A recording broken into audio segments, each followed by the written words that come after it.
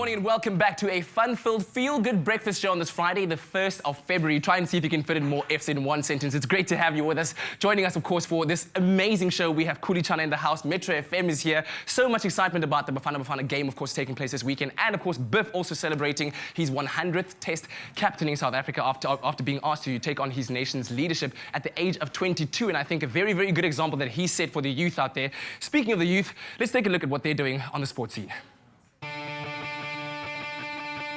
Good morning, young sports fans, and welcome to your Youth Sports Report on this very exciting weekend, not only for the schools, but also for the nation as a whole.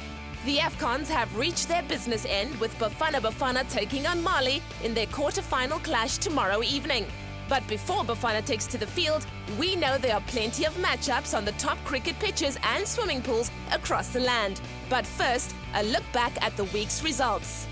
England's under-19s won out over a spirited stand by Andries Gous and Clyde Fortuin to beat South Africa by a comprehensive 107 runs in what was the first of two match series between the sides at Sahara Park, Newlands on Wednesday.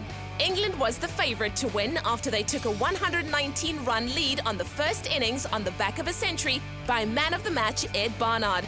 But there was a brief period when they must have been a bit worried when Gous and Fortuin added 70 for the 7th wicket to bring the target almost within range. But once Gavin Griffiths bowled Gous for 83, the writing was on the wall as Fortuin was left with only tail-enders to support him. The next test kicks off on Sunday at Boland Park in Paarl. On to water polo.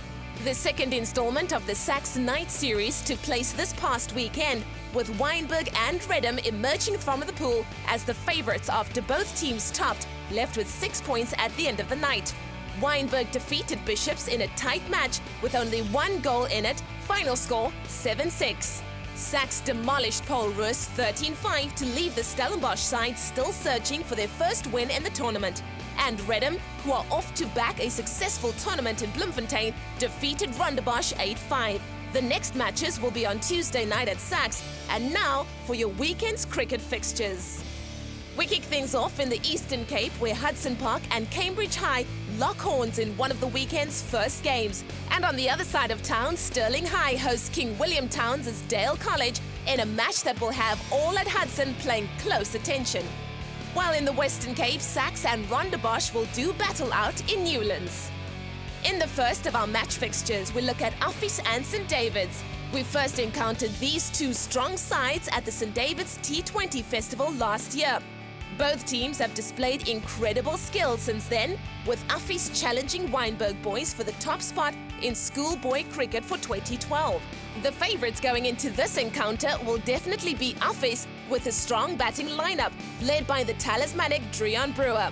The powerful opener was instrumental in the team's success last year, and he'll be looking to build on his already impressive form to ensure provincial and possibly even national selection. St David's will have to be at their best on the field if they have any hope of coming through this with a victory. But in the most mouth-watering clash of the weekend, Grey High School and Bishop's College renew a great cricketing rivalry when the Cape schools make the trip to Port Elizabeth. Grey High, who have produced more Proteas than any other school in South Africa, have a young and enthusiastic squad that will give Bishops a good run for their money. The boys from the Cape will be hoping Mark Wilson's form with the bat is carried over to PE, with the left-hander scoring 72 in the match against Wynberg last weekend, while 14-year-old Matthew Bretzker will be Grey's ace in the hole after the youngster had a remarkable home cricket festival, which included 90 runs on debut. That's a wrap from us. Have a great weekend supporting your local team. All that's left to say is, go Bafana!